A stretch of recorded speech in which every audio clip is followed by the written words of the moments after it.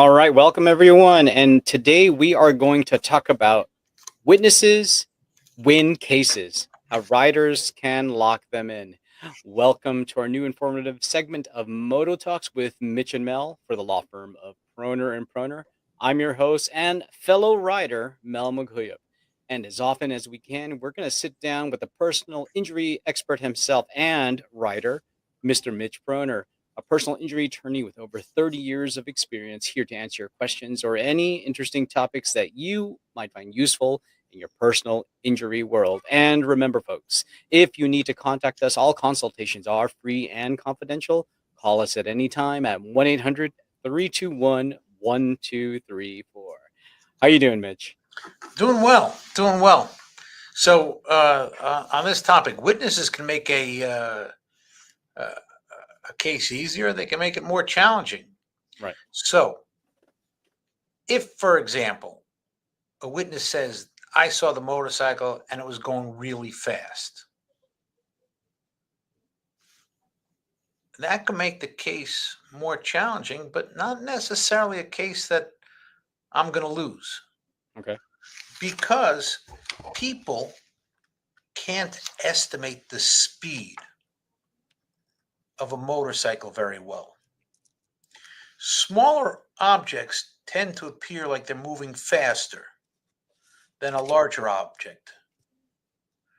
So a bird might look like it's flying faster than a jet plane. A Hmm. jet plane, everybody's had that experience where a plane is in the sky and it looks like it's moving very slow. Right. It could be moving 600 miles an hour. But because it's larger and it's at a distance, it looks like it's going slower. Another thing is people oftentimes get in trouble at train crossings because the trains are so big, they look like they're moving slow, but they're actually going much faster than people anticipate. So smaller items can look like they're going faster. On the other hand,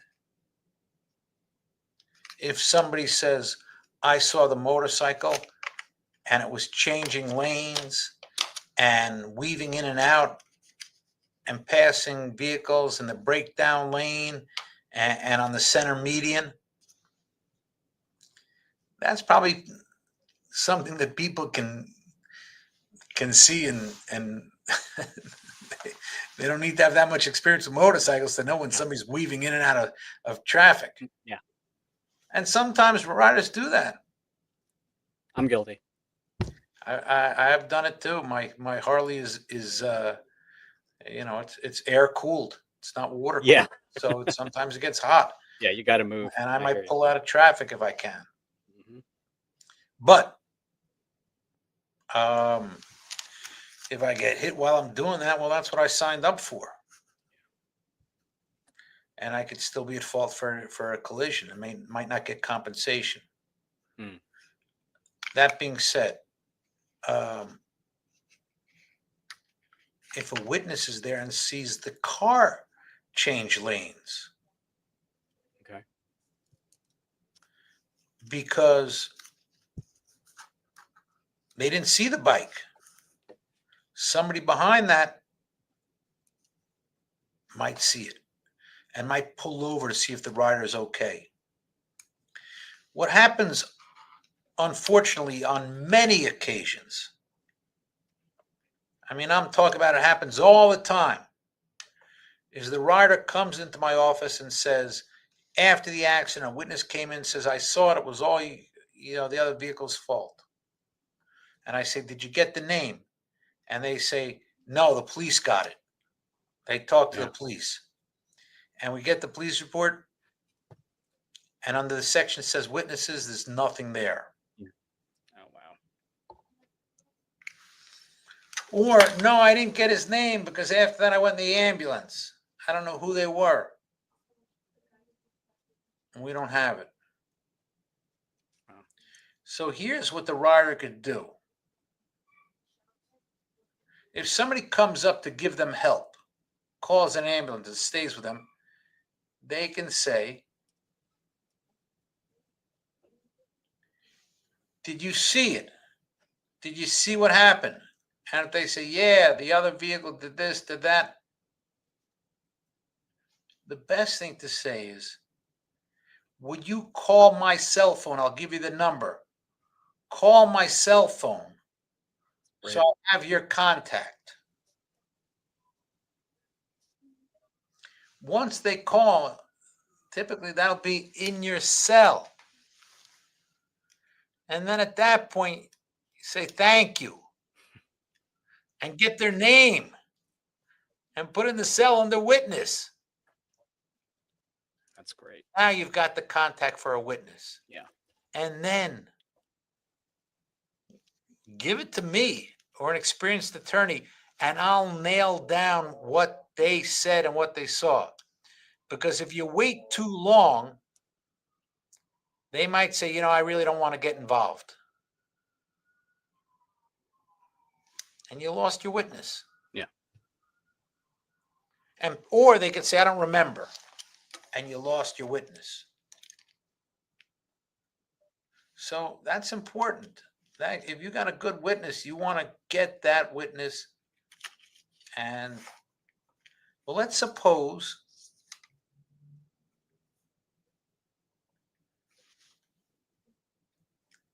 they say you're at fault and they're at fault. Right. We still want their name. Because maybe we could talk to them and get a helpful statement, despite what you might have thought you heard at the scene. Okay. So that's important. That's important. Now, have I had witnesses that started out bad and ended up good? All the time. All the time. Typically, a witness can think they saw something and then realize that can't be what they saw based on physics. Right. For example, that's where the impact happened. Why? Because I was standing there, and right after it happened is where we were talking. So I know that's where the impact happened. Wait a second. So the vehicles were moving how fast? Oh, maybe 30 miles an hour. Well, if a car hits a bike doing 30 miles an hour, the impact has to move the bike. That's basically the laws of conservation of energy. Newtonian laws of physics. An object in motion will stay in motion until it's acted upon by an equal and opposite force. Momentum is mass times velocity. So a vehicle of larger mass is going to move a vehicle of smaller mass if they're both traveling at the same velocity in a normal collision. So the bike's going to move. So it's not going to stay at the point of impact. That's simple laws of physics. And even if the witness sticks to their story, an accident reconstructions could prove it's impossible. Yeah. So a good lawyer is going to know this information and can use that to the motorcycle accident victim's favor to get them the compensation they deserve. Right. I did have one question, as you know, and I know many of us do ride with friends, and sometimes a friend could witness the accident. But I know, is there a difference between like an independent witness and a friend who actually sees the crash? So there's different levels of witnesses. Okay. So one level is a witness that's just on the police report. We call that a blotter witness. Okay. A blotter witness, they just showed up and tell the police, I saw the accident. They're most likely to be believed. Now, if it's your riding buddy that just happened to be behind you, less likely to be believed. Yeah. If it's your family member that's riding passenger, less likely to be believed. Think about this. Picture